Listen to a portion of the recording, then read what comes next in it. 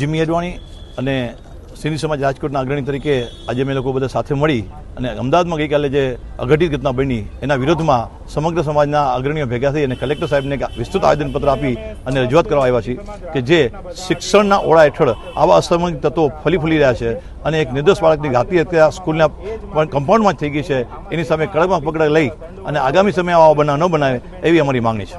એના માટે અત્યારે સૌરાષ્ટ્રના તમામ સિંધી સમાજના અગ્રણીઓ સંપર્કમાં છે અને આજે આવેદનપત્ર આપી અને એની રજૂઆત કરવાના છે અને ભવિષ્યમાં મિટિંગો કરી અને આગામી રણનીતિ નક્કી કરવામાં આવશે.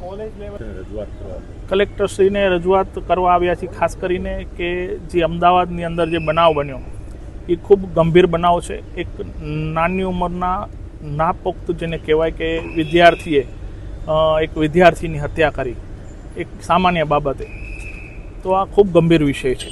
એના માટે ગૃહમંત્રીને, શિક્ષણ મંત્રીને અને મુખ્યમંત્રીને રજૂઆત સાથે અમે જણાવીએ છીએ કે ભાઈ શિક્ષણમાં એક ખાસ વિદ્યાર્થીઓની બેગ જે છે એ તપાસ થવી જોઈએ, જેથી આવા બનાવો રોકી શકવાના એક પ્રયત્ન સામાન્ય કરી શકાય.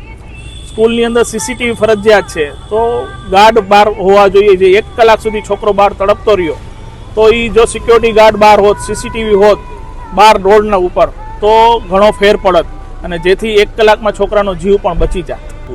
સ્કૂલનું લાયસન્સ તો ખરેખર એ સ્કૂલનું લાયસન્સ જે બનાવ બન્યો છે એનું તો રદ જ કરવું જોઈએ. 1 કલાક સુધી છોકરો બહાર તડપડતો હોય અને કોઈ એનો સિક્યોરિટી ગાર્ડ નહીં, કોઈ સીસીટીવી કેમેરામાંથી નહીં, કોઈ સહાનુભૂતિ ન મળી, તો સ્કૂલનું લાયસન્સ તો ખરેખર રદ કરવું જોઈએ, જેથી રાજ્ય સરકાર જે એક દાખલો બેસાડી શકે કે ખાલી ભણાવીને ફી લેવાની નથી, છોકરાઓની સુરક્ષા પણ એમની એટલી જરૂરી છે.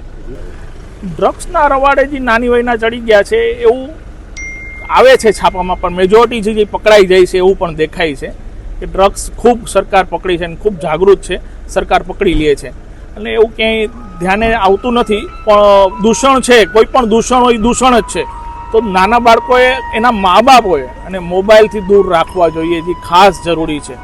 જે હર નશાની જે જરૂર છે એ આપણને નથી, એ એક થોડુંક જોવું જોઈએ. મા બાપોની પણ ફરજ પડે છે સાથે.